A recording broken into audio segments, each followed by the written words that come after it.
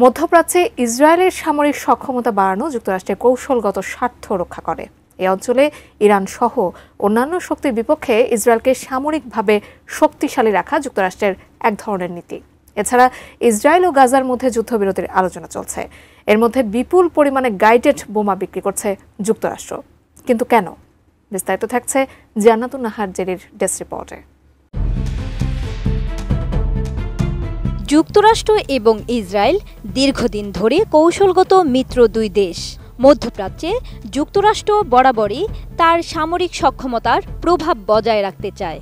এই অঞ্চলে ইরান সহ আরও কিছু দেশ যুক্তরাষ্ট্রের বিরোধিতা করে আসছে। যুক্তরাষ্ট্রের পরে ইসরায়েলও এখন তার সামরিক সক্ষমতা বাড়ানোর জন্য বোমা কিনছে। মার্কিন পররাষ্ট্র দপ্তর ইসরায়েলের কাছে প্রায় $510 মিলিয়ন মূল্যের অস্ত্র বিক্রির অনুমোদন দিয়েছে। এ লক্ষ্যে গাইডেড বোমা কিট বিক্রি করছে দেশটি। 1 জুলাই মঙ্গলবার এক প্রতিবেদনে এই তথ্য জানিয়েছে ইসরায়েলের বার্তা সংস্থা ওয়াইনেট গ্লোবাল। এই পদক্ষেপ ইসরায়েলকে বর্তমান ও ভবিষ্যৎ হুমকি মোকাবেলায় সক্ষমতা বৃদ্ধি করতে সাহায্য করবে। মূলত অস্ত্র বিক্রির এই অনুমোদন এমন এক সময় দেওয়া হলো যখন ইসরায়েল গাজা উপত্যকা জুড়ে হামলা অব্যাহত রেখেছে। এসএমসি ওটসালাই এলো আরো উন্নত নতুন প্যাকে, জীবন বাঁচায়, জীবনকে এগিয়ে নিয়ে যায়।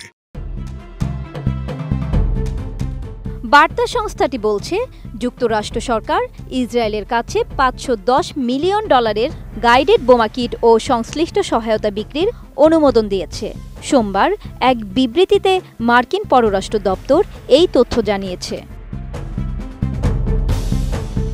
Defence security cooperation agency DSCA জানিয়েছে, এই সম্ভাব্য অস্ত্র বিক্রির আওতায় ইসরায়েল 3845টি KMU 558B/B joint direct attack munition JDAM guidance kit পাবে, যা BLU 109 বোমায় ব্যবহার করা হয়।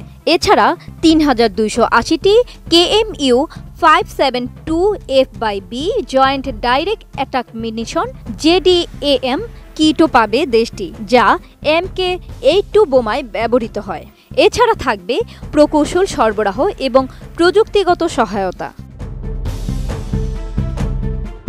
এই বিক্রির অনুমোদন এমন এক সময় দেওয়া হলো যখন ইসরায়েল গাজা উপত্যকায় হামলা অব্যাহত রেখেছে। 2023 সালের অক্টোবর থেকে এখন পর্যন্ত ইসরায়েলি আক্রমণে 56,500 জনেরও বেশি ফিলিস্তিনি নিহত হয়েছেন, যাদের মধ্যে অধিকাংশ নারী ও শিশু বলে গাজার স্বাস্থ্য কর্তৃপক্ষ জানিয়েছে। 2024 সালের নভেম্বর মাসে আন্তর্জাতিক অপরাধ আদালত বা ICC ইসরায়েলি প্রধানমন্ত্রী বেনিয়াম নেতানিয়াহু এবং সাবেক প্রতিরক্ষা মন্ত্রী ইয়োব গ্যালান্টের বিরুদ্ধে গাজায় যুদ্ধ অপরাধ ও মানবতা বিরোধী অপরাধের অভিযোগে গ্রেফতারি পরোয়ানা জারি করেছিল। জান্নাতুন Nahar Jerry, desk report, ATN news.